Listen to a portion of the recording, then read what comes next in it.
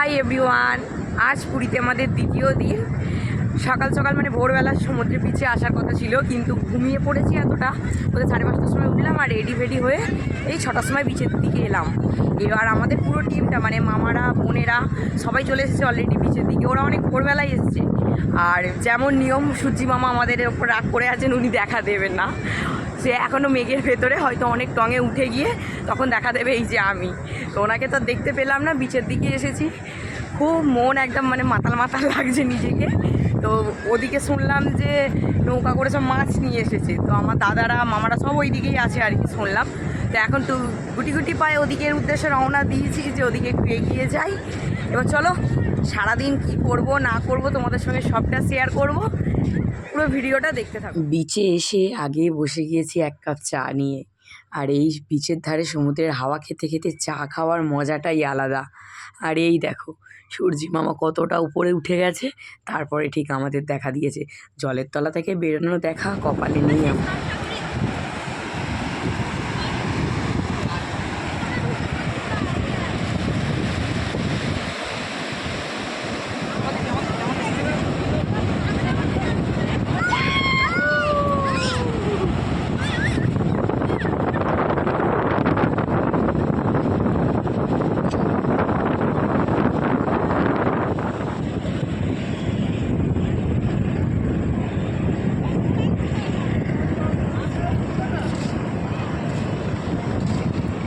যেতে যেতে দেখতে পেলাম একটা নৌকায় করে অনেক শাঁখ এই সবগুলো বিক্রি করছে।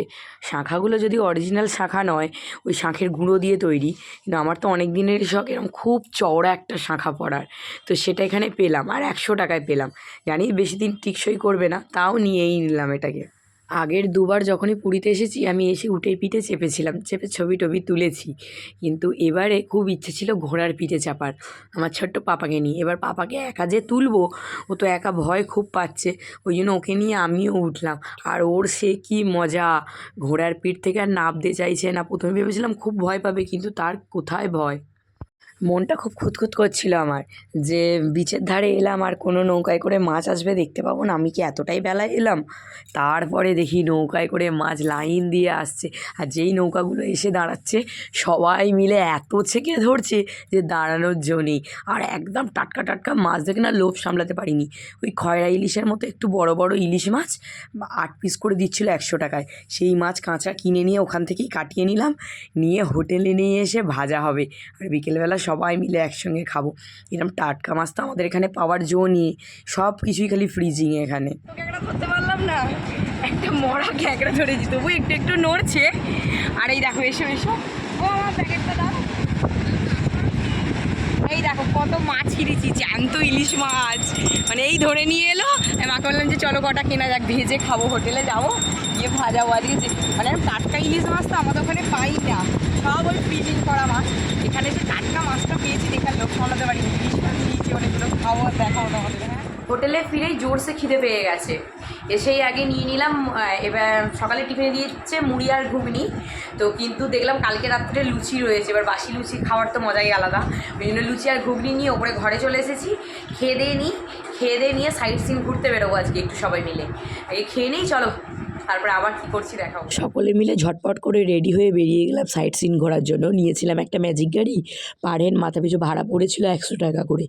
ঘুরিয়েছিল 5টা থেকে 6টা মন্দির, এটা ওটা ঘুরিয়েছিল খুব ভালো, অনেকক্ষণ টাইম ধরে ঘুরিয়েছিল। কিন্তু আমাদের দুঃখের বিষয় মাসির বাড়িটা আমরা ঘুরতে পাইনি, কারণ মাসির বাড়ি বন্ধ হয়ে গেছে নাকি লকডাউনের পর থেকে, সেখানে ঢুকতে দেয় না। তো আশপাশের সমস্ত মন্দির ঘোরা হলো আমার, যদিও এই সব মন্দিরগুলো আগে দুবার ঘোরা হয়ে গেছে, তবু সবার সঙ্গে ঘুরতে আসার তো মজাটাই আলাদা।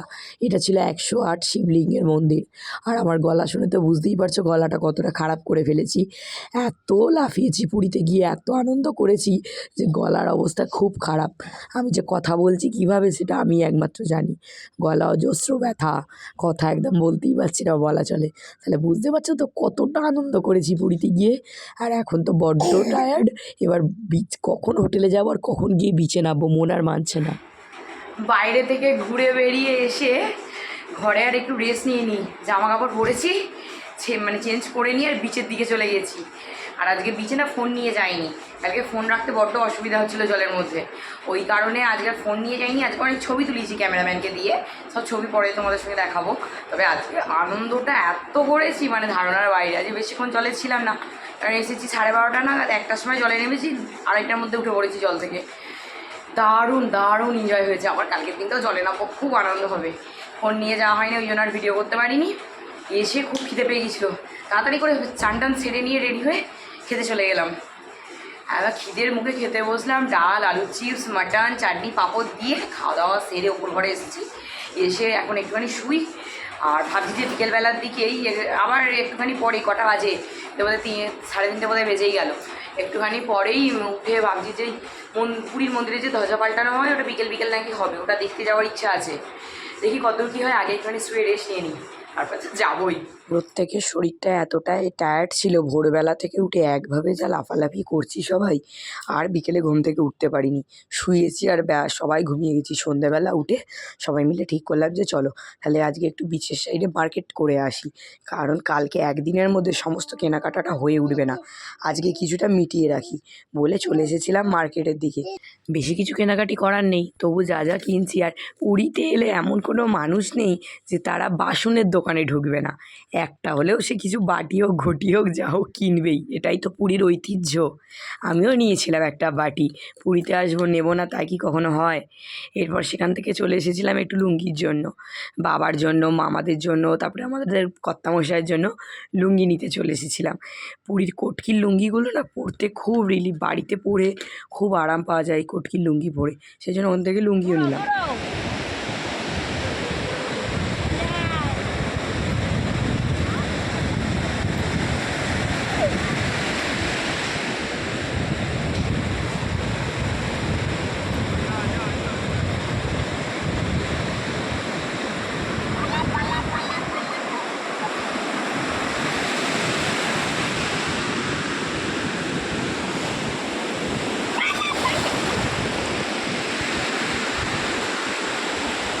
চলো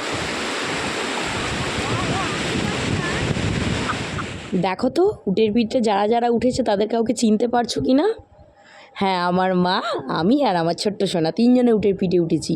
এবারে আমার মাকে বলেছি পুরীতে এসে তোমার যত শখ আছে সব একদম পূর্ণ করে ফেলো তুমি।